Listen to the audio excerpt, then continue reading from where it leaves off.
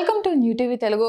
Singareni collieries company limited లో సుమారు 1600 కోట్ల విలువైన 40 లక్షల టన్నుల బొగ్గు మాయమైందని బీఆర్ఎస్ వర్కింగ్ ప్రెసిడెంట్ కేటీఆర్ సంచలన ఆరోపణలు చేశారు.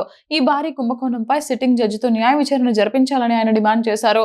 ఈ మేరకు కేంద్ర బొగ్గు గనుల శాఖ మంత్రి జి కిషన్ రెడ్డికి కేటీఆర్ ఒక లేఖ రాశారు. సింగరేణిలోని పలు స్టాక్ యార్డులలో బొగ్గు నిల్వల నిర్వహణలో తీవ్ర అవకతవకలు జరిగాయని కేటీఆర్ తన లేఖలో పేర్కొన్నారు. రికార్డుల ప్రకారం బొగ్గుపై సెస్ ఆదాయపు పన్ను చెల్లించినప్పటికీ క్షేత్రస్థాయి తనిఖీలో నిల్వల మధ్య భారీ వ్యత్యాసం కనిపించిందని వివరించారు.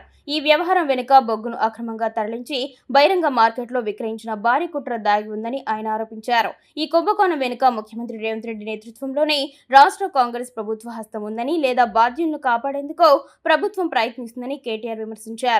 ఈ విషయంలో రాష్ట్ర కాంగ్రెస్ ప్రభుత్వానికి కేంద్రంలోని బీజేపీ మంత్రులకు మధ్య లోపాయికారి సంబంధాలు ఉన్నాయేమోనని ఆయన అనుమానం వ్యక్తం చేశారు. అందుకే కేంద్ర ప్రభుత్వం నిష్పక్షపాతంగా విచారణ జరిపి దోషులను కఠినంగా శిక్షించాలని కోరారు. ఈ స్కామ్ ను బయటపెట్టకుండా ఉండేందుకే తమ పార్టీ నేతలను అరెస్టు చేస్తున్నారని ఆయన ఆరోపించారు.